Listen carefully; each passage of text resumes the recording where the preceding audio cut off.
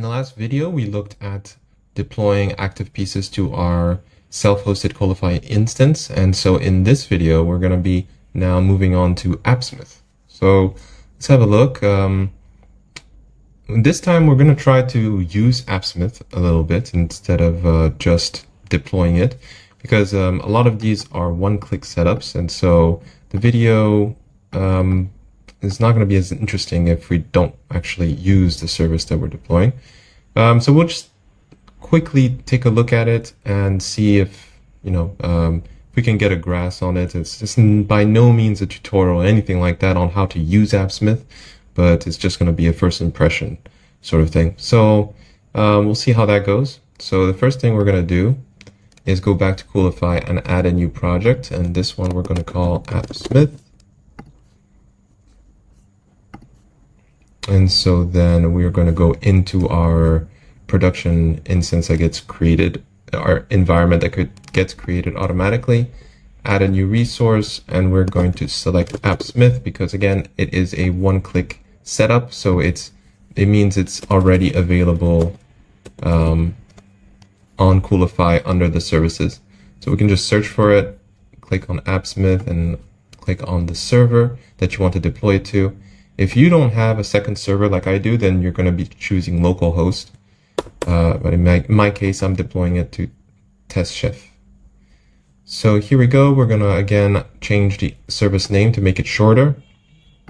And we're going to go into the settings and do the same here so that the URL that gets generated for me here, the wildcard domain that gets automatically generated, I want to shorten that. So do that and then save. I'm going to go back, just have a quick look here. I forgot to save this here.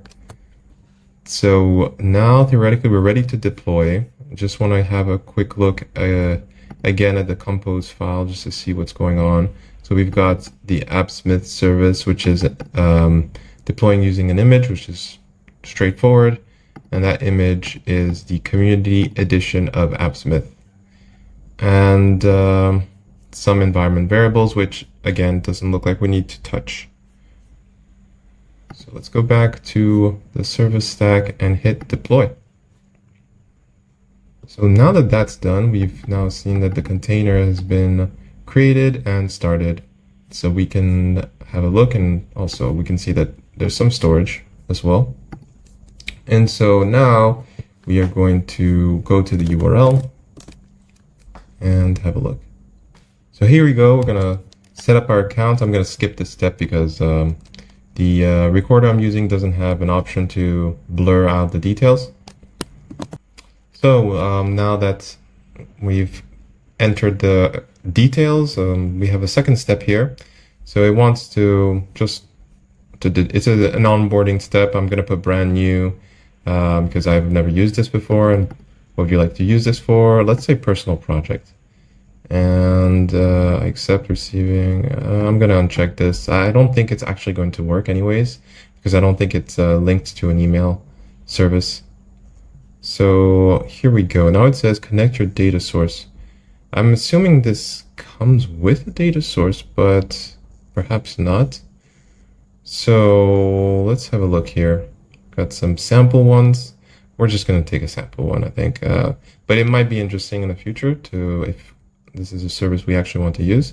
We could deploy our own Postgres SQL service on Coolify and probably very simply link it to this. So here we go. We're going to use the users data source. And so let's review what Appsmith gives us. So it enables us to build internal applications such as dashboards, database GUIs, admin panels. So I'm expecting it to help me build some UI. So I want to test that out. So I guess this is why it needs a data source, because it needs something to build off of. So now that we've got our data source, let's go to the editor.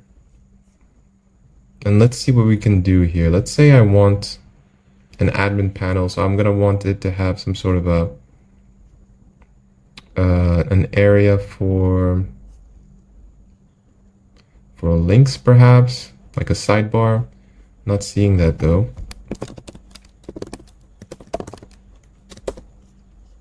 There's a custom. Let's just try something like this just to see what we can do. So I'm going to connect the user's data source, and we are going to take perhaps, I'm sort of seeing the usefulness of this slowly but surely. Let's say, for example, I want to see, I guess this, the billing frequency, and then a searchable column. Let's say the merchant name. That sounds like a column I'd want to search with. Okay, so we've got some data here now on our table. We've got the DocuSign ID. So this kind of sounds like documents that perhaps merchants are signing. And then I'm not sure what this is. Opportunity ID, merchant name, which is what we're able to search with, and the date. And okay, so we've got a lot of columns here. And the gist of this is that we've got this table now. But more importantly, the whole point of this is mostly to share what we build. So I'm assuming that this is a cloud builder, so that you can share perhaps certain stats with other people in your organization. And it sounds very similar to Grafana in some sense, because you can do this with Grafana as well. But anyways, let's have a look at perhaps the preview. So this is what this looks like. And if we were to share the application, let's see what that does. Okay, so you add a, okay, so this is to invite people to actually view it, kind of like a Google Sheets type of thing. Or you can copy, let's click this, make it public, and copy the application URL. And then we're going to open a private browser to simulate somebody else having access to this. And the page is blank. So I think it does work. It's just that I needed to deploy. We had a pop-up here. Okay. So there we go. And so if we go into our private browser with the public link, you should be able to see it. And yeah, there you go. So it's quite good in the sense that you can share some data, like a data view type of thing, for anybody really. So you can you can host this on your own server. It doesn't cost you anything. And then if you want to share some certain stats or something like that, then you can do that quite easily, very easily, I would say. So let's have a look at some other things, and just put them in here and see what they can do. So a date picker, that's can be useful, I guess, but only if date picking actually does something, because otherwise I don't really see the point of having it.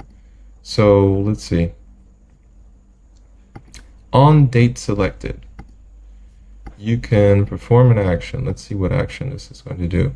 You can show modal, execute a query. Okay, so you can build a dynamic dashboard very easily, I would say,